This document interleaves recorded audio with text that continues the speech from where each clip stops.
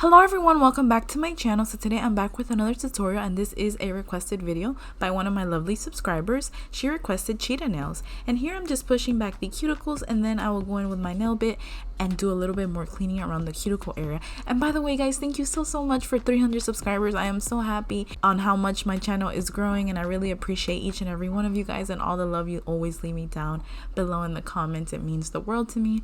And by the way guys, I will get to all the requested tutorials. It will just take me a couple days because I am going upon request, but thank you so much once again. I really appreciate each and every one of you.